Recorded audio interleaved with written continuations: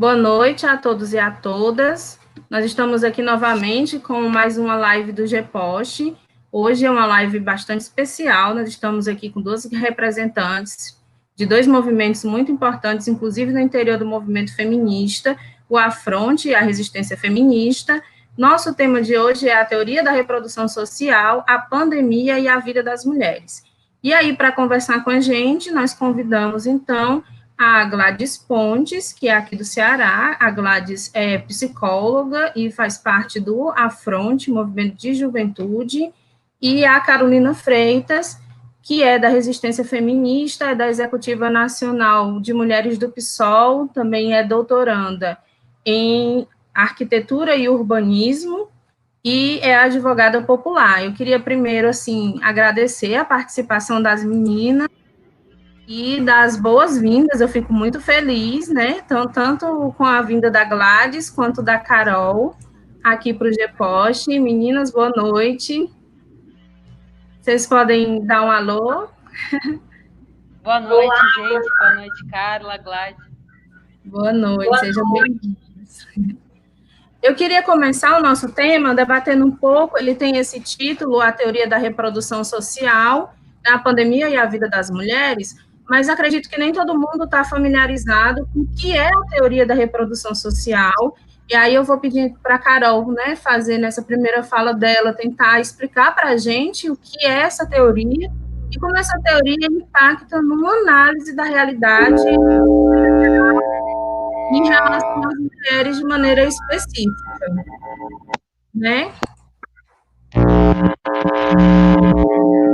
Olá. Uma interferência. Ouvindo? Pronto, estamos ouvindo, Carol.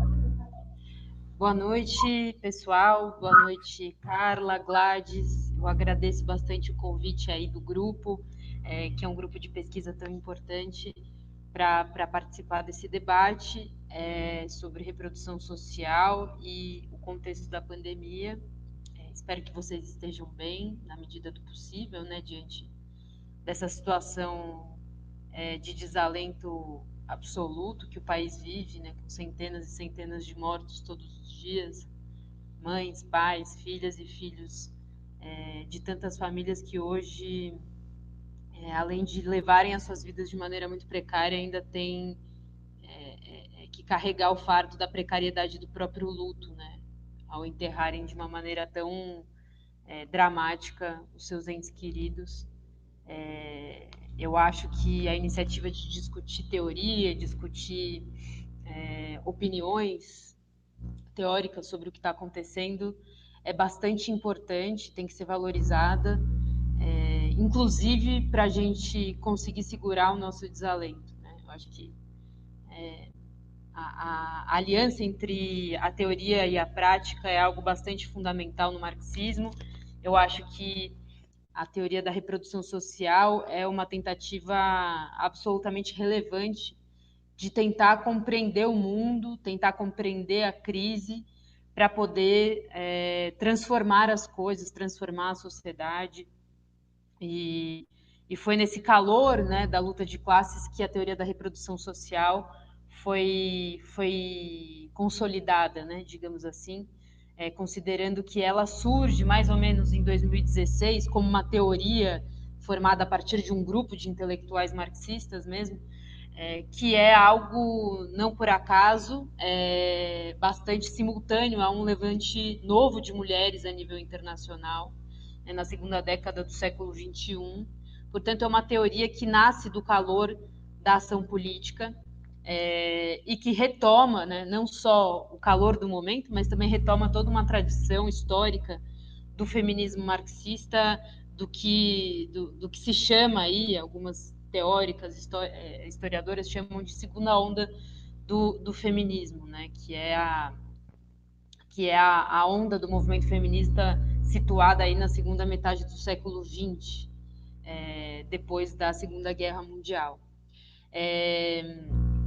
Bom, o que é recuperado, digamos, da tradição teórica do feminismo marxista da segunda onda, nesse novo agrupamento que discute a teoria da reprodução social? É recuperado acho que preceitos, né, enfim, considerações centrais no marxismo, em especial associadas à teoria do valor-trabalho.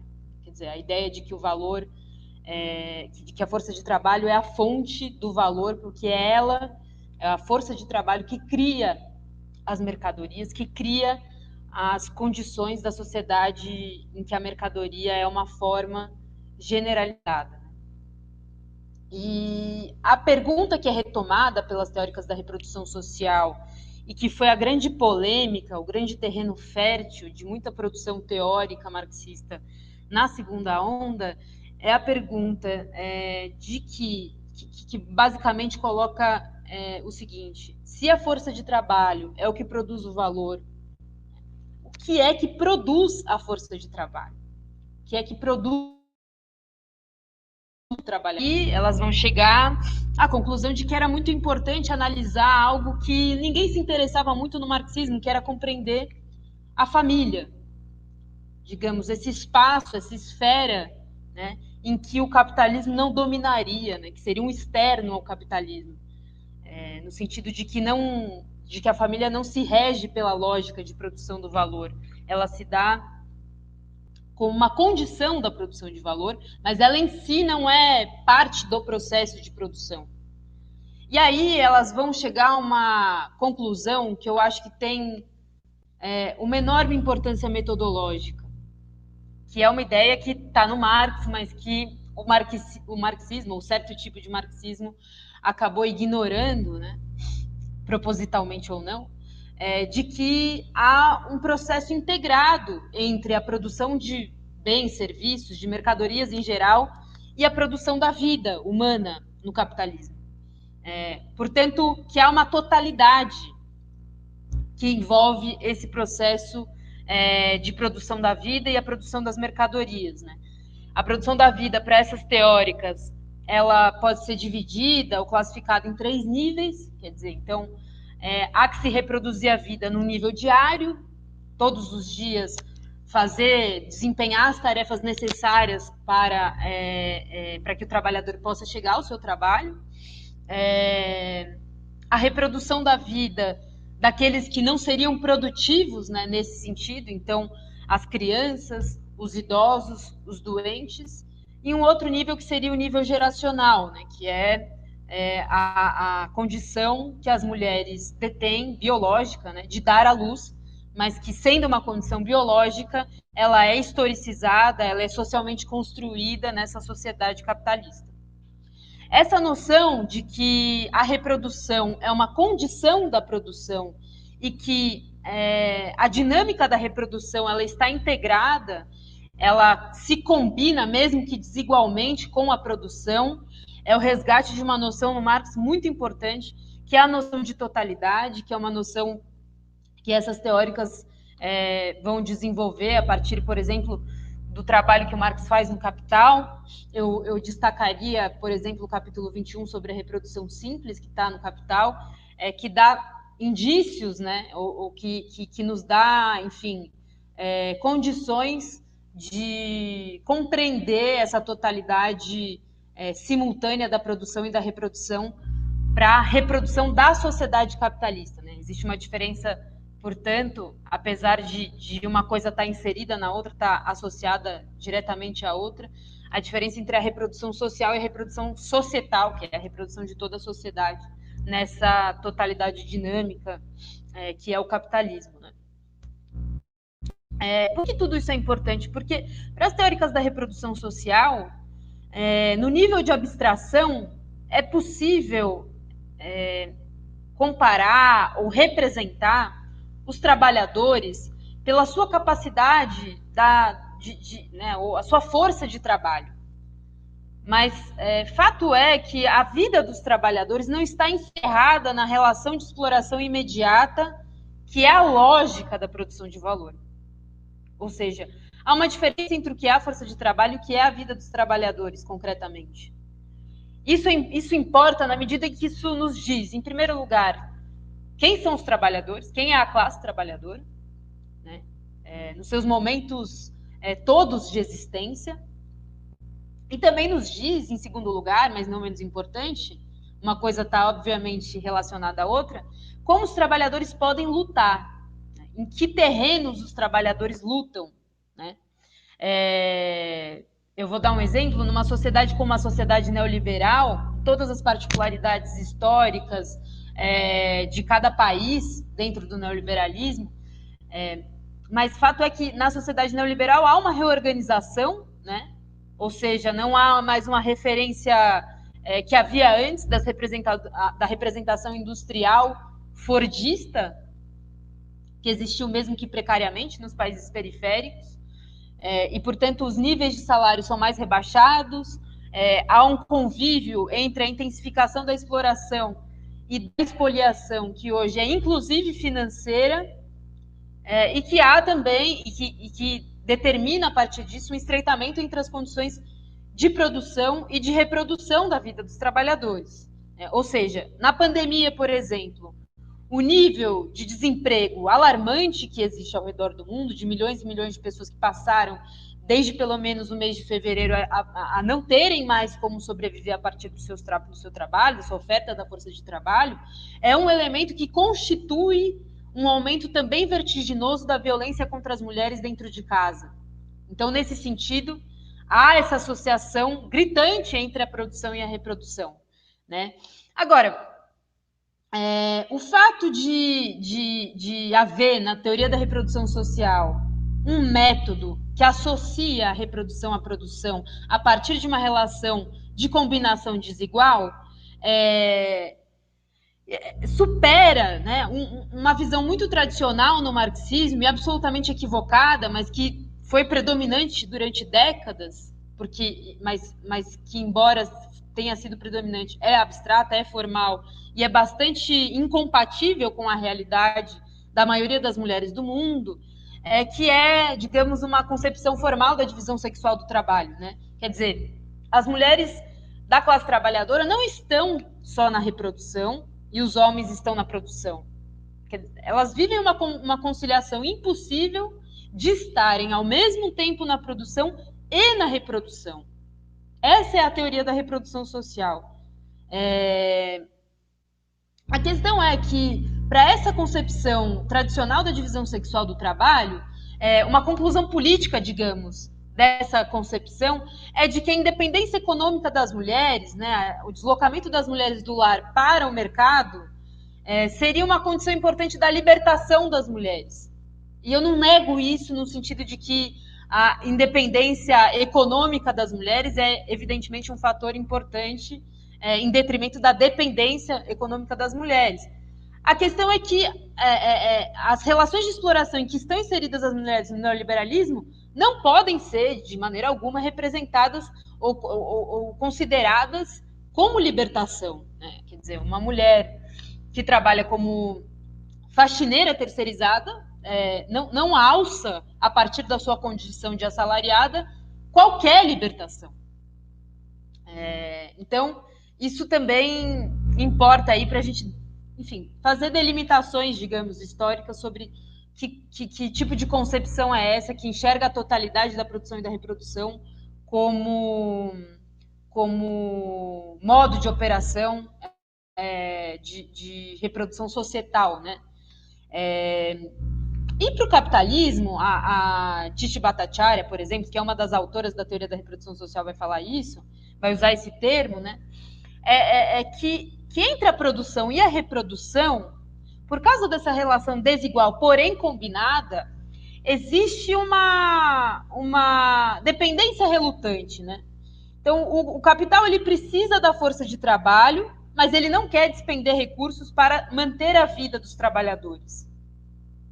Vejam, o fato do capital não querer despender recursos para reproduzir a vida dos trabalhadores, que, por sua vez, reproduzem o capital, não significa que o capital não tenha interesse em reproduzir a força de trabalho, em saber, em dominar, em controlar como, em que condições se dará essa reprodução. O capital tem enorme interesse em saber como vai se dar a reprodução, né?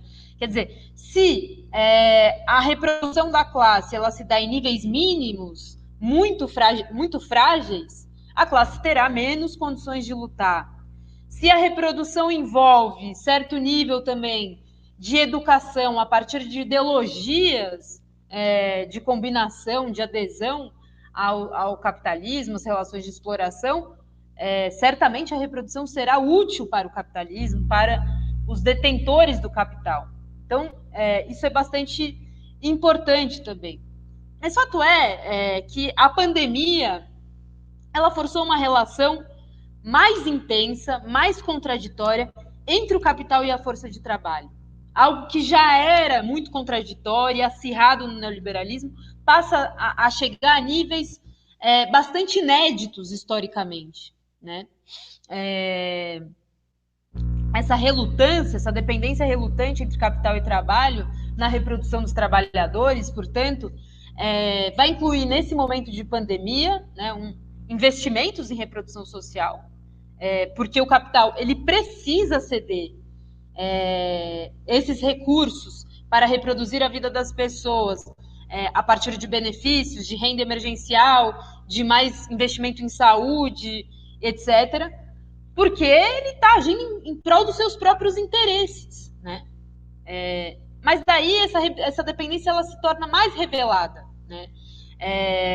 Ao mesmo tempo, a reprodução social da vida dos trabalhadores, enquanto ela acontece por cima, na ponta do lápis, para que os capitalistas consigam, na linha justa, né, reproduzir o mínimo possível para que os seus índices e taxas de lucratividade sigam e possam se recuperar economicamente depois da pandemia, nós vemos uma explosão por baixo também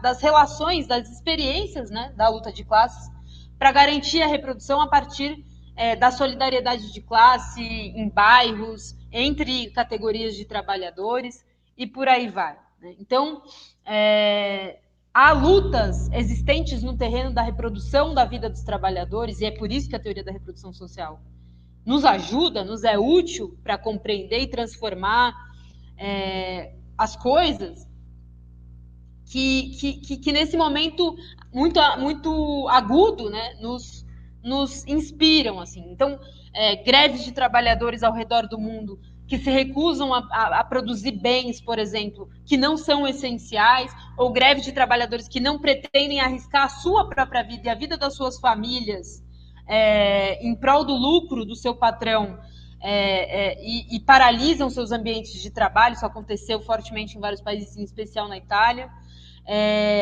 O nível de organização que as mulheres enfermeiras, as mulheres professoras, as mulheres que são faxineiras, as mulheres que são líderes comunitárias, periféricas, realizam agora, né, de organização popular para resistir ao redor do mundo, para protestar contra a sua carga exacerbada, duplicada, triplicada de trabalho.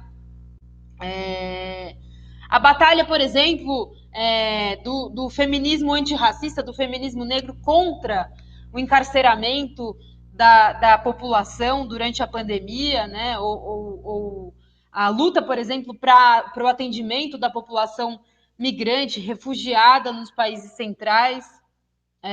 Tudo isso coloca um acirramento também no terreno da luta de classes, né? Que não se dá simplesmente na lógica abstrata de reprodução do capital, dessa dependência relutante também existir na política, né? É importante dizer, o capitalismo ele tende a crises econômicas cada vez mais acentuadas, né? E que gera riscos biológicos, riscos ambientais, numa escala cada vez mais crescente, num tempo, numa condição de pressão e temperatura agora nova, né? O passado de acumulação econômica do sistema, a depredação do meio ambiente, da natureza, vão deixando marcas, né, de cicatrizes abertas que não conseguem se curar. E nesse sentido, resgatar o sistema através de reformas, ou resgatar um discurso sobre normalidade, né, pós-pandemia, é uma fantasia, né, um lunatismo que não nos interessa. Aquela normalidade neoliberal não nos interessa. Então, o momento da crise também é um momento de acirramento de projetos. Nesse sentido, constatar que há carreatas da morte, que há pessoas dançando com caixões na Avenida Paulista, que há pessoas fazendo buzinaços em frente de hospitais que são referências no combate à Covid-19, enquanto há solidariedade periférica em bairros, quando há inúmeras redes de ajuda mútua que estão sendo criadas, nos coloca de maneira muito mais didática, explícita, exacerbada, que tipo de polos existem nessa contradição. E é importante também porque o fato da teoria da reprodução social associar a regeneração diária e geracional da classe trabalhadora à reprodução da própria sociedade como totalidade, também nos faz pensar que a reprodução das classes sociais também se coloca nesse momento de uma maneira muito destacada. No Brasil, por exemplo, os primeiros focos da doença, da epidemia, se deram em circuitos, né, em espaços da elite brasileira, da elite do Sudeste brasileiro, né?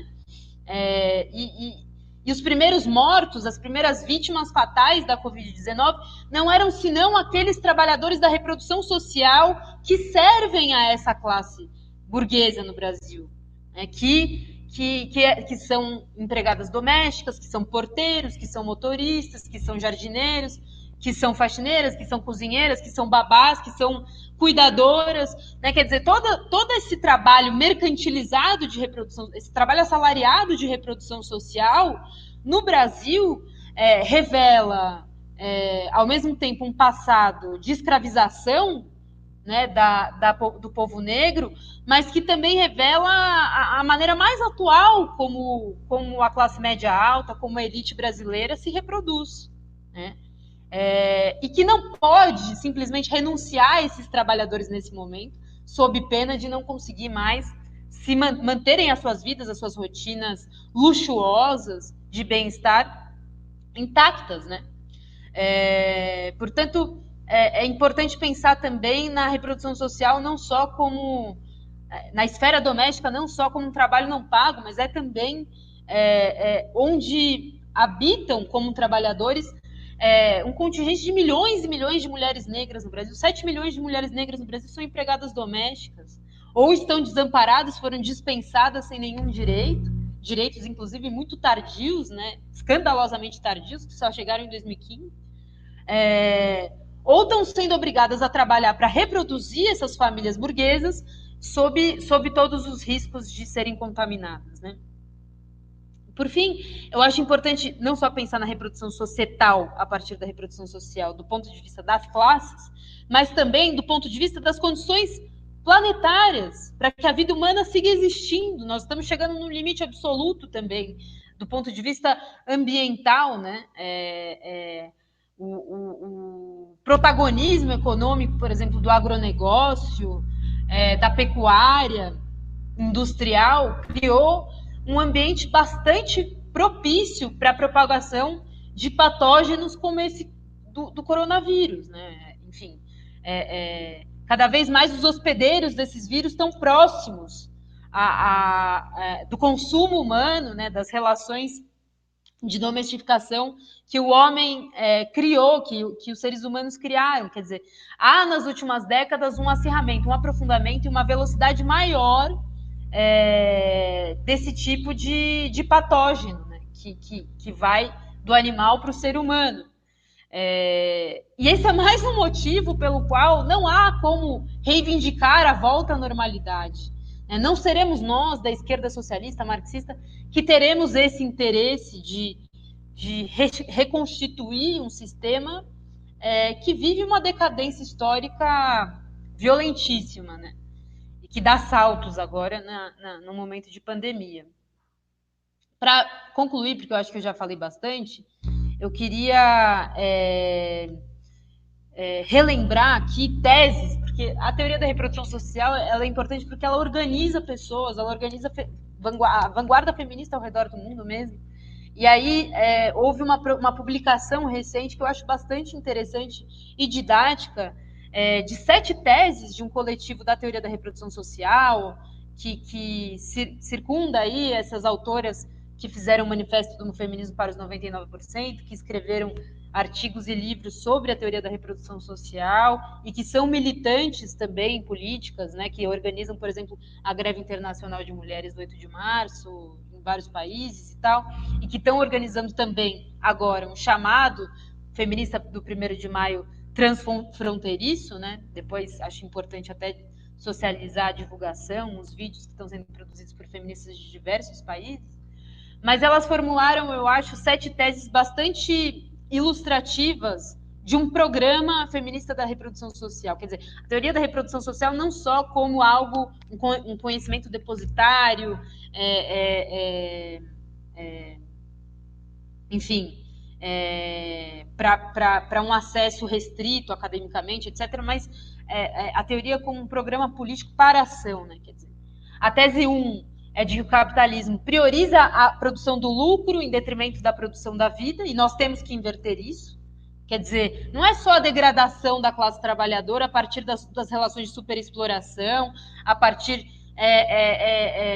do desmonte dos serviços públicos, mas é também pensar que as farmacêuticas, hoje a indústria farmacêutica e todo o seu lobby mundial, nos atrapalha a manter as vidas, a fazer, a garantir a sobrevivência das pessoas nesse momento, porque a indústria farmacêutica não tem interesse em salvar vidas, a indústria farmacêutica tem interesse de vender a sua mercadoria.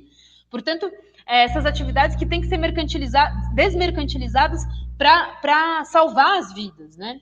A tese número 2, que seria a constatação de que as trabalhadoras e os trabalhadores da reprodução social são essenciais, quer dizer, a exigência de um reconhecimento perpétuo sobre o trabalho de garantia da vida de todos nós, que enfermeiras, faxineiras, professoras, garis, caixas de mercado e etc., por aí vai, sejam reconhecidos, né, pelo trabalho que prestam, né, e seus salários sejam compatíveis com esse reconhecimento, com essa posição social. A tese 3, que seria o resgate das pessoas e não do sistema financeiro, não dos bancos, né, considerando que são as pessoas essenciais e não uma elite global financista do 1%, né? A tese 4, que seria a exigência de abertura de fronteiras e o fechamento das prisões, que é bastante interessante, né, porque também revela um feminismo profundamente comprometido com o antirracismo, né, que recai com mais violência agora sobre a população negra, sobre a população racializada em geral no mundo agora, imigrante.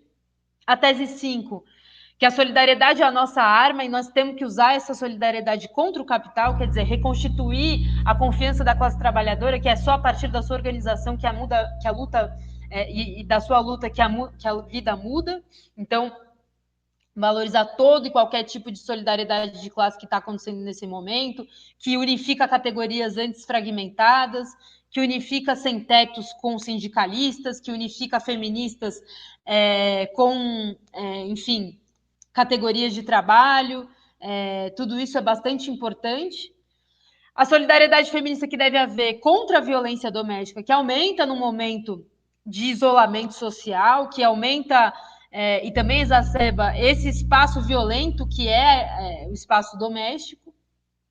E, por fim, a tese 7, a ideia de que as trabalhadoras e os trabalhadores da reprodução social têm poder e nós precisamos utilizar esse poder para reconstruir, para reorganizar a sociedade, né?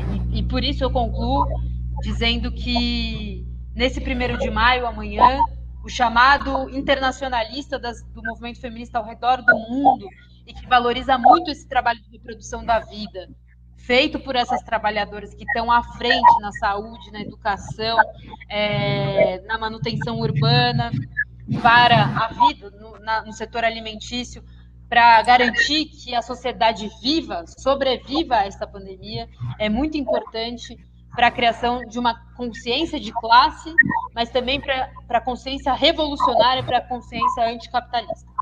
É isso. Obrigada, desculpa se eu me estendi. Não, que é isso, excelente, Carol, obrigada, a gente que agradece. Eu acho assim, Gladys, por favor, tu liga teu microfone. Eu acho essa exposição muito clara e eu acho assim que a teoria da reprodução social, e isso ficou muito expresso na tua exposição, faz essa relação entre produção e reprodução, relaciona também a economia com os diversos outras áreas da sociedade, que a gente chama de na teoria lucasiana, que a gente passeia por ela aqui no GEPOST, como a ideologia, né? E aí, quando a gente vê a questão da mulher, a primeira coisa que se pensa no senso comum é em relação ao machismo, né? E como o machismo gera violência. E aí, isso está num campo como comportamental, assim. Aí, eu vou justamente pedir a Gladys que faça essa relação, né, entre a violência que as mulheres sofrem, a teoria da reprodução social e o contexto da pandemia que a gente está vivendo, porque eu acho que ela dá muitos caminhos para a gente entender isso teoricamente e, né, o resultado é se organizar para superar a opressão e a exploração. Gladys, fica à vontade. Gente, primeiramente, boa noite. É um prazer estar aqui na live do GEPOST, que é um grupo de estudos que eu acompanho, né, há bastante tempo.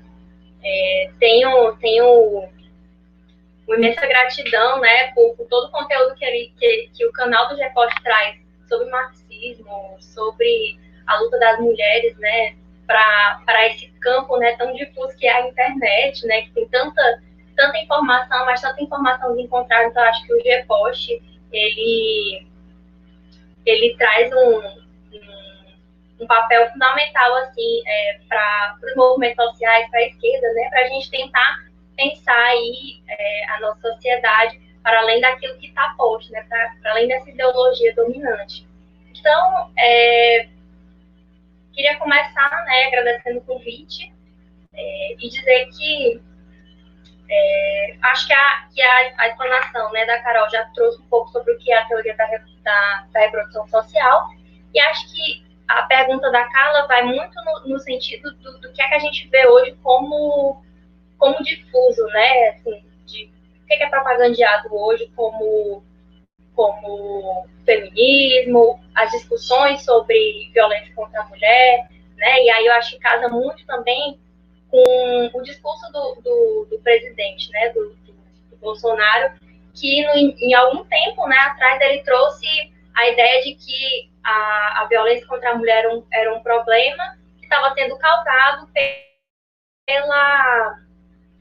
pelo isolamento social, né? E, na verdade, isso é uma falácia, porque a gente sabe que a violência contra a mulher é um fenômeno que ele existe aí desde que o patriarcado aí se firma, né, enquanto estrutura da sociedade, né, e que coloca, né, as mulheres nessa situação de desfavorável, né, com relação aos homens, né, que causa todo que ela vai modificar, né, a forma como as pessoas se relacionam, né, e produz esse machismo. O machismo, ele está mais nesse nível, como a Carla falou, do comportamental, mas é importante a gente olhar para além disso, né, porque não é a gente entende, né, que não é o isolamento social que está causando a violência contra a mulher. Não é o machismo, não é só a gente combatendo o machismo que a gente vai findar, né, esse fenômeno da violência contra a mulher. Na verdade, a gente precisa ir muito além, né? Essa violência contra a mulher, ela não é produzida no âmbito das relações somente, né? Ela tem todo um fundamento social que dá, né, condições para que esse sistema continue nos violentando todos os dias. E aí essa violência vai se manifestar de diversas formas, né? Desde as formas que são mais naturalizadas, né, que a gente, por sermos educadas nesse sistema, a gente passa a normalizar isso tudo, a entender que isso é natural, sermos silenciadas em alguns momentos, sermos educadas para sermos mais dóceis, para sermos tímidas, né? Desse silenciamento vai passando essa violência que é mais simbólica, que é uma violência mais psicológica, mas ela também se aprofunda de uma forma mais cruel, que é aí o fenômeno do feminicídio, né? Que é um termo que a gente, que nós feministas, né, há muitos anos tentamos unhar, né, perante a lei, mas entendendo que apenas modificar as leis não basta, né, porque, como eu estava falando, né, essa questão do machismo em si, das relações, ela é muito para além, né, então a gente não acredita que seja só por meio das leis, da modificação da estrutura legal, jurídica, enfim, que vai trazer uma mudança social, né, então, toda essa questão do vídeo, né, da violência contra a mulher, ela é uma problemática muito mais ampla do que somente as relações sociais.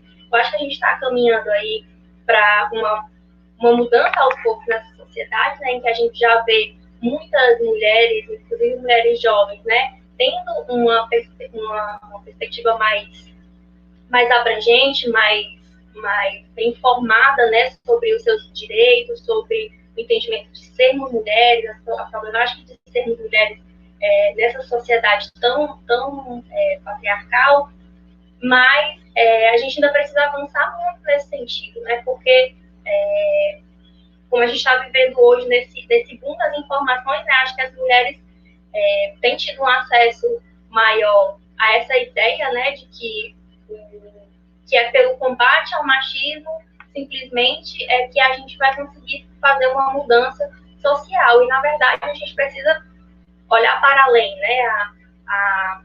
A Carol trouxe toda essa relação de como que o patriarcado e o capitalismo, eles estão imbricados, de forma que as mulheres vão sofrer diferentes consequências nesse sistema, né? E não é à toa, né, que a gente tem trazido essa discussão de que é preciso, né, fazer um enfrentamento sistemático a esse sistema, a essa estrutura social, né, capitalista, racista, né, e patriarcal, é que a gente vai conseguir de verdade libertar as mulheres, né, desse sistema de opressão, né, que nos violenta não só da forma física, mas de diversas formas, em diversos contextos, e que nos traz e que agora, né, nesse período de quarentena, é que a gente está vendo uma revelação, né, um escancaramento aí desse fenômeno que não é de hoje, né, é algo que a gente já traz como um foco de uma luta feminista, né. Então, acho que falar, né, sobre esse fenômeno de violência contra a mulher, ele precisa ser mais amplo, né? A gente não pode ficar aí no campo das aparências achando que é o isolamento social que está colocando as pessoas convivendo, o estresse. Não é isso. Está revelando apenas que já existe um sistema, uma cultura, uma forma, né, de sociabilidade em que as mulheres são sim são violentadas, são objetificadas, né, são tornadas coisas, são tornadas não sujeitos por esses homens, né, que se entendem, né, como detentores do poder, que ditam como que as mulheres vão viver e se elas vão viver, né. Então, chega a um ponto de que esse homem, né, tão detentor nesse sistema, né, tão detentor desse poder, tem o poder também de decidir pela vida dessas mulheres, né. Então, assim, muitos casos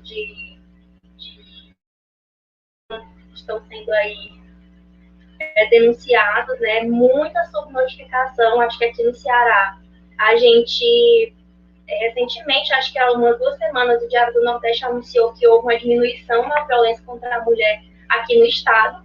Eu, particularmente, né, desconfio muito que isso seja realmente uma realidade, né, porque enquanto a gente vê, né, que no Rio de Janeiro, em São Paulo, que em outros estados a violência tem aumentado, que o número, o Disque Denúncia, né, o 180, para denunciar a violência contra a mulher, aumentou 9% o número de denúncias de violência contra a mulher.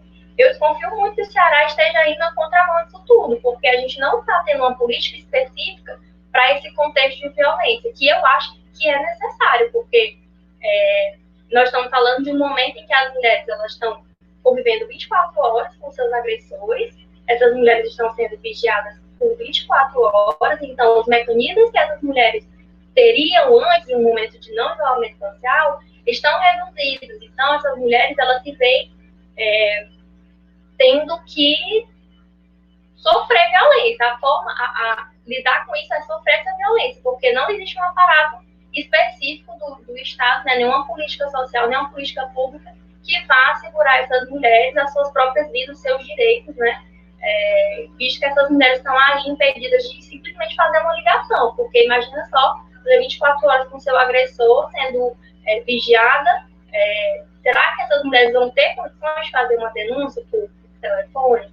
De que forma, né, que o Estado poderia trazer aí uma política específica voltada para esse contexto de isolamento social, já que as mulheres também muitas delas não têm como sair de casa, né, para realizar as denúncias nos equipamentos disponibilizados, né, aí, como a Casa da Mulher Brasileira, como as delegacias especializadas das mulheres, os juizados, os centros de referência. Então, eu sei que todos esses equipamentos estão funcionando. Eu sei que, pelo menos aqui no estado do Ceará, né, a gente tem a Casa da Mulher Brasileira funcionando.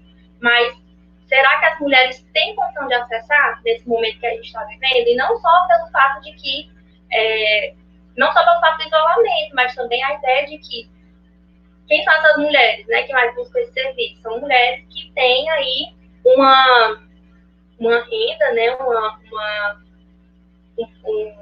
uma renda muito mais baixa, né, do que a realidade. Então, será que essas mulheres estão tendo condições de pegar um ônibus, de pegar um transporte para ir até esse equipamento, realizar uma denúncia? Será que outra coisa também que eu acho que a gente precisa refletir, né? E aí, se essas mulheres fazem a denúncia, e aí elas realizam a denúncia, voltam para casa, continuam convivendo com seus agressores, e a possibilidade de retaliação, né? A gente não pode deixar de pensar nisso também, porque não é só a mulher realizar a denúncia, é como que essa mulher vai ser assegurada de que ela vai realmente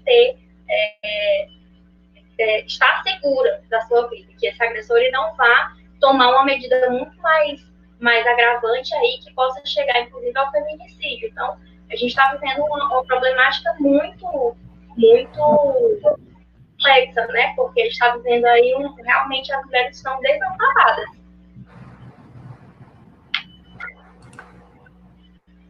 Bem, obrigada, Gladys. A gente agradece muito também sua fala bem esclarecedora.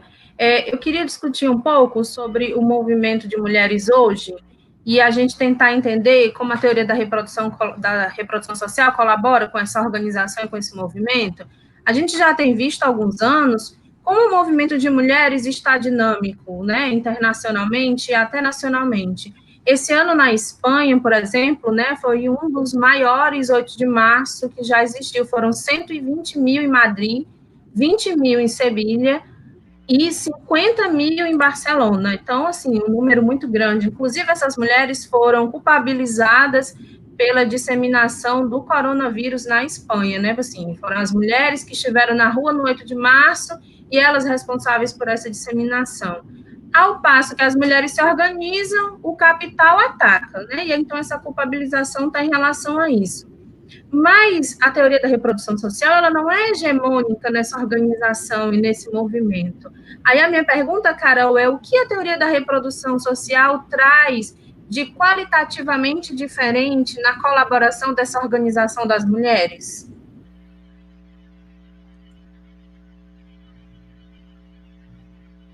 Tu precisa abrir teu microfone, tu fechou, Carol.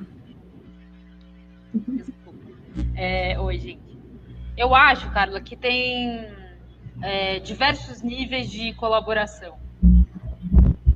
Do ponto de vista político, como eu falei, são intelectuais militantes, que estão localizadas politicamente também em seus países, e que têm um contato relevante com, digamos, a vanguarda, né, dos movimentos sociais mais dinâmicos nesses países, e aí nos Estados Unidos, que é o lugar onde várias autoras que seguem, enfim, que colaboram com a teoria da reprodução social estão, muito embora muitas delas não sejam originalmente dos Estados Unidos, que tem uma relação profunda com essa camada aí, né, dos movimentos sociais que fizeram muita luta nos últimos anos.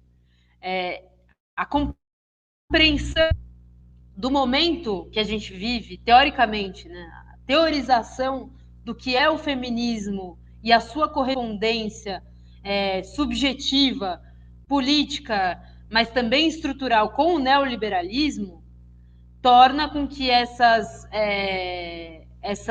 autoras tenham inspirado, eu considero, muitas organizações e coletivos com a conclusão seguinte.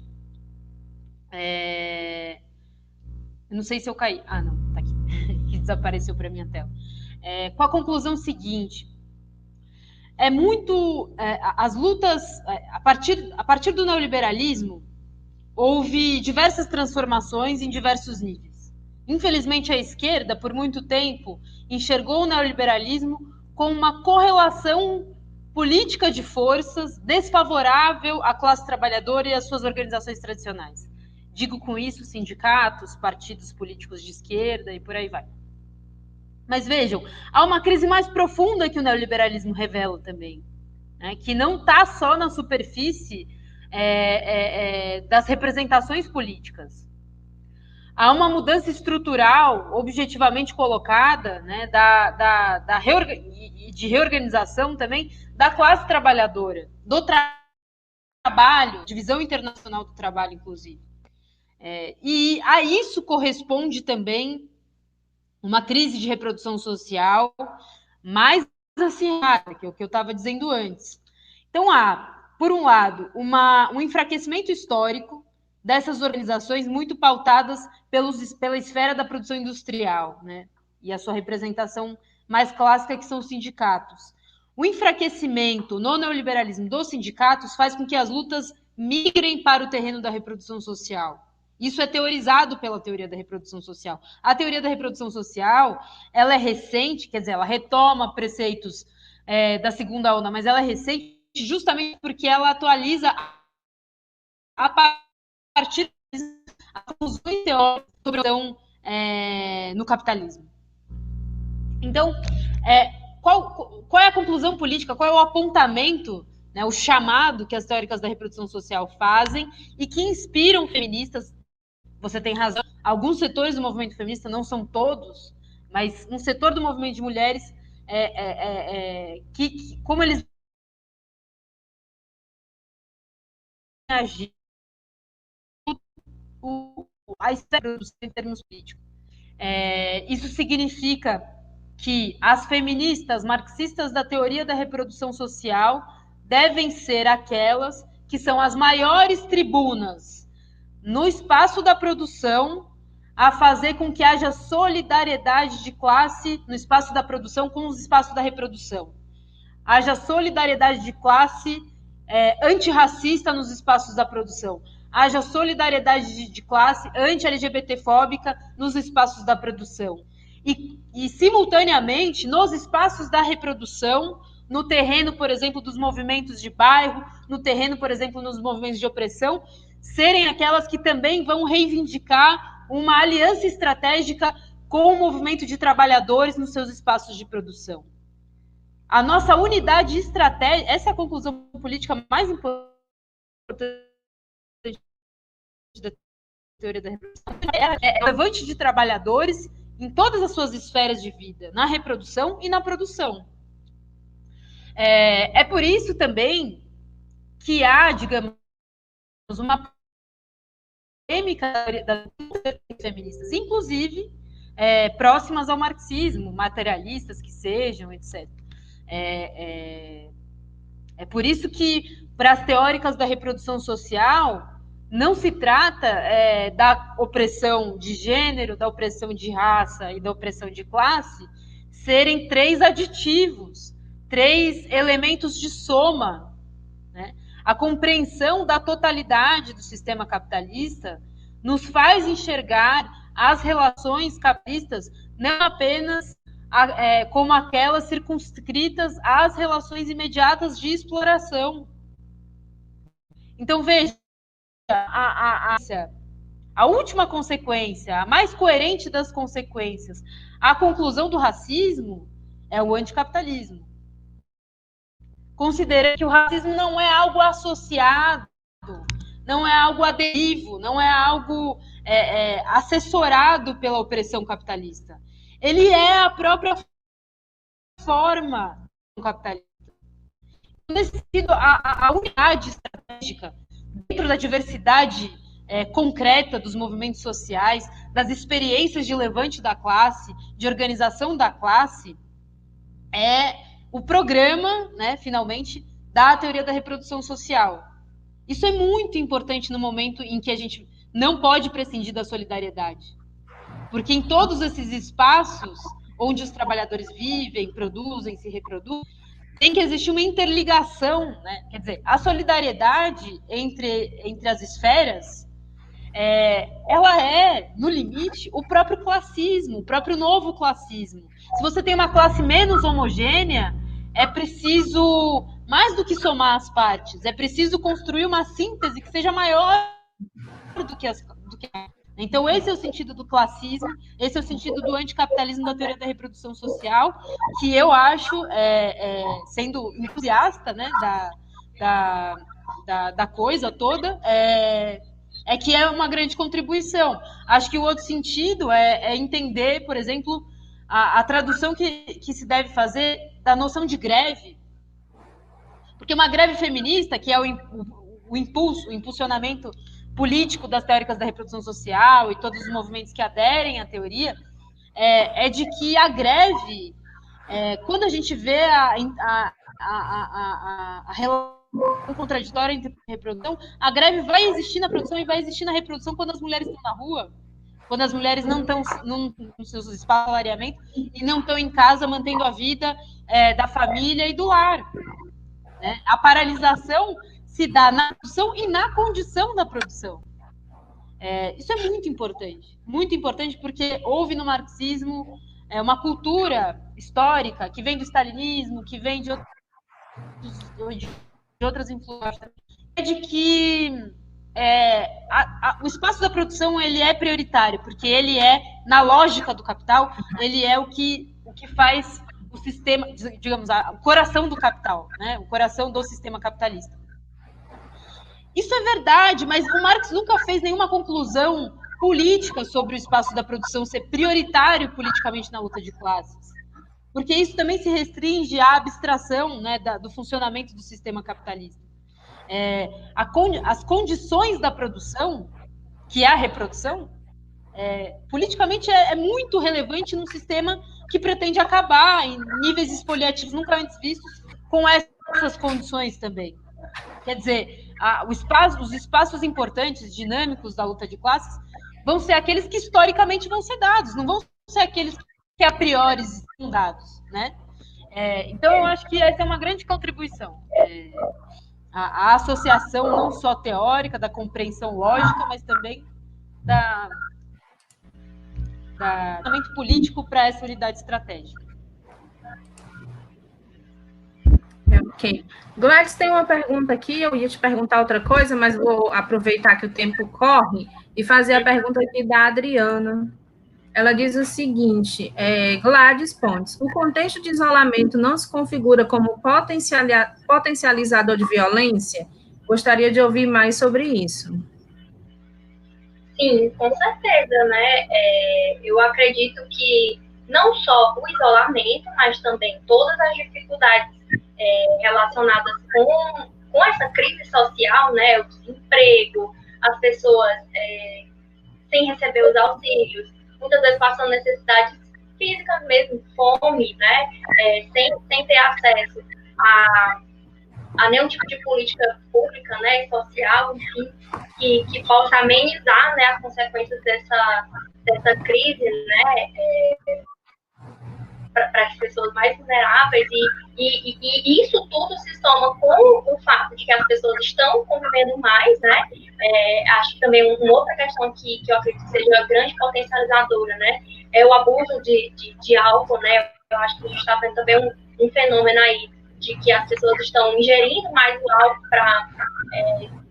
para esquecer, né, para aliviar o estresse, para se divertir nesse contexto, enfim, mas que também, muitas vezes, né, após fazer uso dessas substâncias aí,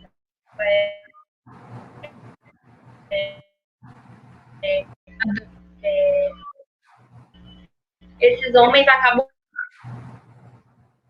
Tá travando um pouco, Gladys, a tua fala. Essa situação. Então, aqui, tá travando? Tá, tenta de novo, ver se melhorou. Tá. Acho que aqui melhorou. Melhorou. Pronto. Então, o que eu quis dizer, né, na minha fala anterior, eu não acredito que seja o isolamento social que cause essa violência, né? Eu acho que é um fenômeno que já é preocupante em tempos de normalidade, né, entre aspas, já é um fenômeno que a gente se preocupa e deve se preocupar cada vez mais, né? Basicamente todos os anos o movimento feminista do 8 de março pauta a violência contra a mulher, então o número de violência contra a mulher sempre são números alarmantes, né? A gente está longe aí de ter números que não sejam tão tristes, né? Como a gente tem visto aí. Então, não é o isolamento que causa essa violência, ela só tem escancarado, só tem mostrado, né? As mulheres que estão sofrendo violência dentro dos seus lares está sendo algo invisibilizado, né? Porque a violência contra a mulher, historicamente, é tida como algo aí do privado, né? Em briga de marido e mulher, não se mete a colher. Então, assim, agrava para essas mulheres porque elas se veem cada vez mais sem ter a quem recorrer, né?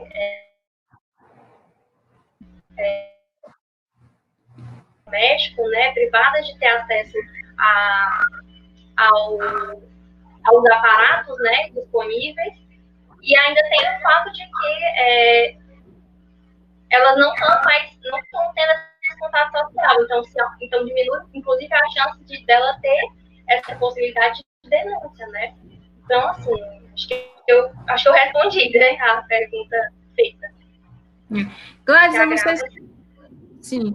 Eu não sei se você vai concordar comigo, mas eu penso que isso da contradição do sistema capitalista e a gente ter uma confusão entre causa e consequência, né? E aí a gente achar que isolamento é causa de violência doméstica. Esse isolamento social específico, como combate à pandemia, ele não é causa de violência doméstica, né? A causa da violência doméstica são inúmeras outras. Agora, ele expõe esse problema de uma maneira mais evidente, né, como você bem falou. E aí a gente tende, no sistema capitalista, e acho que a própria ideologia capitalista, a transformar, de acordo com seus interesses, causas em consequências. E aí acusa o isolamento social, porque ao acusar o isolamento social de um agravamento da violência, ele também está combatendo o próprio isolamento social no interesse de acabar com ele. Então, é bem contraditório para a gente pensar em como defender a classe trabalhadora e de como o capital vai ali gerindo essas contradições de acordo com seus interesses. Aí a gente protege de quê? A gente protege da Covid-19 e a gente protege da violência doméstica. E coloca a classe, né, naquele velho ditado, entre a cruz e a espada, e a gente que tem que encontrar uma solução. E aí, não, né, enfim, capital. Aí, Carol, tem uma pergunta aqui para ti. A Natália Aires quer saber o seguinte. Carol, se puder, fala um pouco sobre a articulação feminista transnacional, né? Acho que é o transfronteiriço, para o 1º de maio.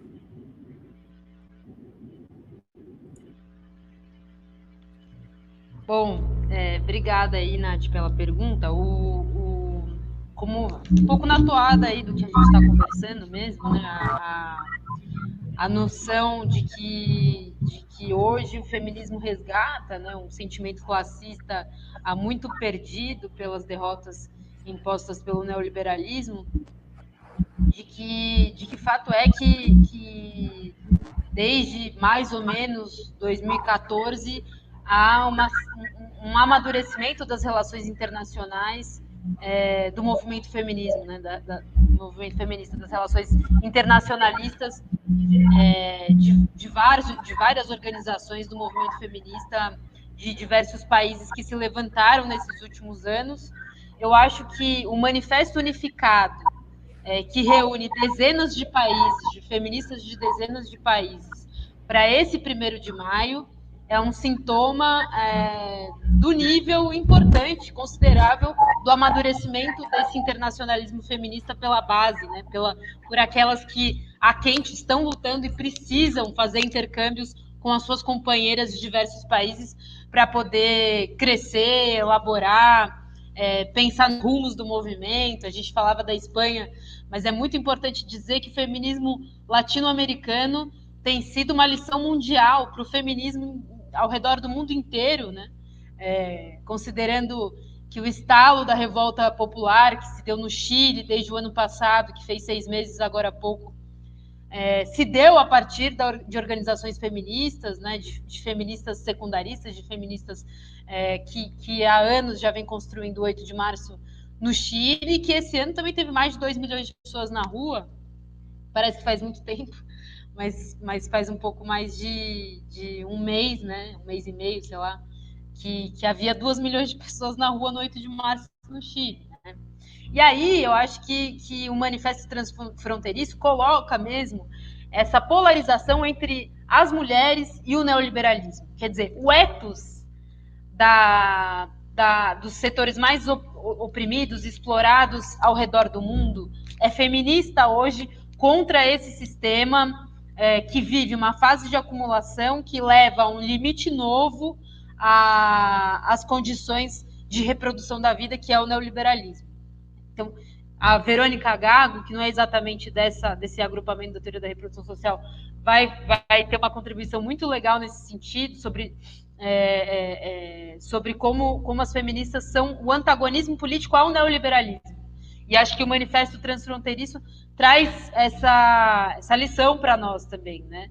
É um manifesto que tem esse conteúdo e que é mais um passo nessa articulação internacional permanente que o movimento feminista vem fazendo. É importante dizer que as datas tradicionais da classe trabalhadora do movimento feminista também, né? Enfim, eu dou esse exemplo porque eu acho que eu sou entusiasta dele, mas na Colômbia também, que vem de uma renovação importante do movimento feminista, também a greve geral ano passado foi bastante dirigida pelas mulheres. Enfim, os chamados ao redor dos países mais importantes para o 1º de maio amanhã, que obviamente vai se dar em condições muito diversas e diferentes dos anos anteriores pela questão da pandemia, está sendo protagonizado por mulheres. Então, quer dizer, não dá mais para como uma gavetinha. Essa é a noção do feminismo para os 99%, que está no Manifesto Transfronteiriço também. O feminismo para os 99% é o feminismo para homens e mulheres explorados e oprimidos ao redor do mundo. Não é? Justamente o programa que defende a garantia da vida em detrimento do lucro, em detrimento do capital. Né? Quer dizer, então, nesse sentido, não diz respeito simplesmente às mulheres. É uma crítica e uma prática antissistêmica nesse nível também, né? Enfim, acho que é um baita passo. Assista um vídeo que foi produzido também por feministas ao redor do mundo e que fazem parte dessa iniciativa, porque ela vai continuar e eu acho que ela vem de um desenvolvimento importante para sugerir novas ações conjuntas internacionais.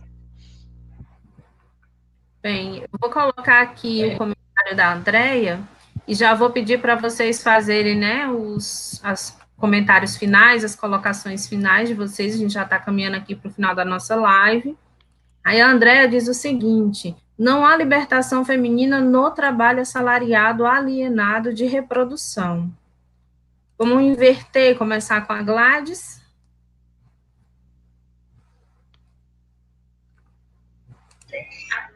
Tava muito. Tá. Eu queria primeiro agradecer, né, a oportunidade aqui do GPOD. Como eu disse, é um grupo, né, e é um canal também que a gente tem aí a favor da classe trabalhadora, para divulgar as nossas ideias, divulgar conhecimento, divulgar o marxismo, né, de maneira coerente, de maneira responsável, né, a gente tem muito conteúdo aí de tudo, muita falácia na internet, então acho que o Deposta cumpre um canal, um papel essencial para a esquerda como um todo, para o conhecimento, para a ciência, né, porque por muito tempo a gente achava que os espaços era só a gente ir para a rua e falar na rua. Eu acho que é importante a gente ocupar esses espaços da rua, né? É de onde a gente saiu, é de onde a gente até onde a gente nasce, né? A organização da classe trabalhadora surge daí, mas ocupar a internet, né? Esse espaço, principalmente nesse contexto que a gente está de isolamento social, que o único vínculo que a gente tem é a internet, então cada vez mais necessário. Então, parabenizar o GPOST, agradecer demais as contribuições, né? Agradecer a todo mundo que assistiu essa live, e colocar, né, que a gente tem uma tarefa, né? A gente tem uma tarefa. Aí, voltei. Estão me ouvindo? Acho que deu uma falha. Ok. A gente está ouvindo. Eu acho que a gente tem uma tarefa, né, aí para... Tá. A gente tem uma tarefa aí para além dessa quarentena. Acho que no momento agora a gente tem que cuidar uns dos outros, a gente tem que manter as nossas atividades de solidariedade. Eu vou aproveitar, né, e divulgar uma atividade aqui que a gente está realizando de solidariedade de classe, né, para a gente contrapor aí essa falsa solidariedade aí capitalista que está sendo propagandeada aí através dessas lives de grandes famosos, de empresas se juntando para fazer grandes doações, mas se a gente não se enganar, isso aí tem um propósito, né? A gente achar, se iludir que no capitalismo é possível a gente ter humanização nesse capitalismo, que é possível a gente conviver dentro desse sistema que ele pode se autorregular. E, na verdade, não. Essas crises são produzidas por esse capitalismo. É porque existem pessoas sendo exploradas que é possível que essas empresas aí construam seus impérios, né? Que é através desse trabalho explorado que existe esse dinheiro para fazer essas grandes doações. Então, essas doações aí não são nada mais do que uma falsa ilusão, né, de uma organização desse capitalismo e um reparo histórico, né? Porque se eles que produzem a desigualdade social, então eles têm que pagar a conta, né?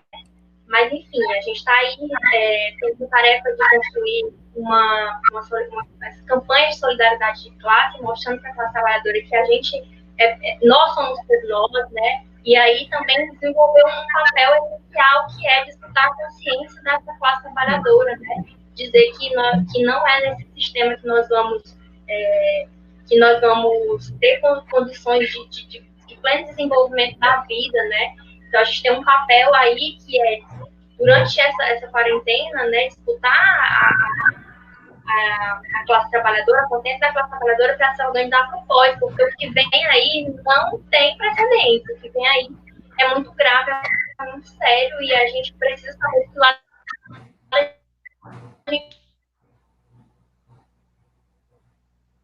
Deu uma travadinha. a gente vai tentar fingir que aconteceu. Voltei? Voltou. Voltou. Vocês estão me ouvindo? Estou ouvindo. Tu quer dizer mais alguma coisa para finalizar o final da tua fala? Pronto. Ih, Gladys, travou de novo. Não é isso, assim. Travou de novo. A gente não...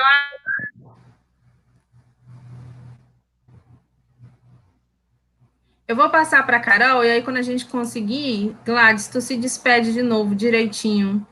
Carol, tu quer fazer um comentário, dizer mais alguma coisa? Fazer os comentários finais? Eu queria agradecer a você, Carla, Gladys, por esse diálogo aqui entre nós, ao pessoal do grupo de pesquisa também, ressaltar e reforçar de novo a importância de vocês. Acho que a conclusão nossa, se a conclusão é que a gente não pode sucumbir, né, ao apelo à volta da normalidade pelo neoliberalismo e os neoliberais, acho que a gente também não pode voltar à nossa normalidade programática, muitas vezes deficitária, né, para responder tudo aquilo que a gente precisa para não só vencer essa pandemia, mas todas as situações pandêmicas de crise que virão cada vez mais e em cada vez maior velocidade também, né?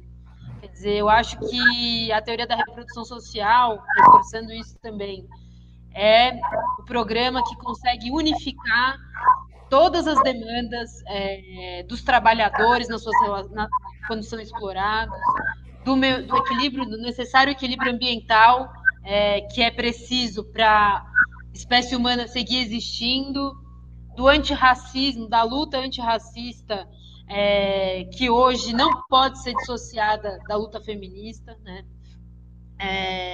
E que todas as lutas tenham essa unificação na ideia da reprodução da vida, né? Que hoje, ao redor do mundo, está sendo objeto de cálculos pelos capitalistas, mas que no Brasil, além de cálculo, também vira objeto de escárnio, de sadismo, por parte do fascista que ocupa a cadeira da presidência da República, né? Quer dizer, contra o fascismo, a própria noção, a própria ideia de defender a vida para nós precisa ser muito cara, muito preciosa, né? Quando ele quer eliminar as vidas imprestáveis, aquelas vidas que nós, mulheres, reproduzimos, como a vida dos idosos, de todos aqueles que fazem parte do que cientificamente é o grupo de risco do Covid-19, né? Quando a gente vai defender essas vidas, a gente precisa ressignificar também o porquê nós estamos defendendo essas vidas também, né? O porquê elas não são objeto de cálculo de lucratividade. Eu acho que é uma reflexão profunda a defesa da vida, ela exige isso da gente. Então, isso é bastante importante. E só para finalizar, eu queria convidar todo mundo a seguir aí uma iniciativa internacional que a gente está tendo em conjunto com a Titi Bhattacharya, a nova revista que ela lançou recentemente com alguns outros teóricos da reprodução social, que chama Spectre, que é uma iniciativa que no Esquerda Online a gente vai fazer, nesse portal a gente vai fazer uma sessão especial chamada Relatos da Linha de Frente, né, com trabalhadoras e trabalhadores que hoje prestam serviços essenciais durante a pandemia, para que eles possam ter um espaço de registro, né, do seu cotidiano, de vida e de trabalho no meio dessa crise, e para que a gente também possa ter um lugarzinho aí para contar a história sob o ponto de vista dos de baixo, né, que é o que nos interessa, para que, enfim, fique marcado aí qual é a nossa versão da história, que não é a versão do Jornal Nacional, não é a versão das fake news do Bolsonaro, é a versão aí da verdade de quem de fato está lidando com isso, né, na linha de frente dessa guerra. Então, convido a todos não só a compartilharem, a lerem, mas também a mandarem relatos para essa sessão aí, que pretende ser um canal de divulgação e organização dos trabalhadores essenciais. Obrigada. Muito obrigada. Gladys, tu quer dar um tchauzinho rapidinho no final? Se a minha internet me permitir, né, toda vez que a gente fala, ela cai. Mas é isso, agradecer, eu acho que nós mulheres temos aí um papel essencial nesse momento, né, de fortalecimento dessa luta contra o capitalismo, quer dizer que essa luta não está dissociada, né, preciso que a gente seja cada vez mais consciente de que é uma luta conjunta, né, uma luta de classe, e que isso né, disponível a fronte aqui em qualquer movimento está disponível para tudo, né, para as manifestações para construir aí essa frente única, né, de combate não só a esse governo, mas a esse sistema como um todo, né? Agradecer mesmo a todo mundo que ficou aqui. Obrigada e desculpa aí as falhas de internet. Não, acontece.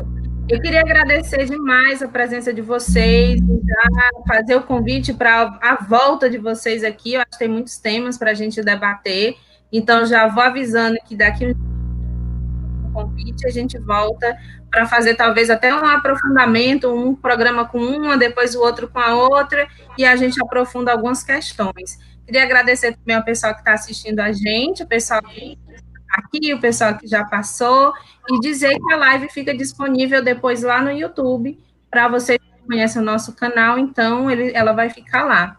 Obrigada e até a próxima semana. Próxima semana a gente volta com as lives. Tchau, gente. Tchau, gente. Boa noite. Boa noite. Fiquem bem.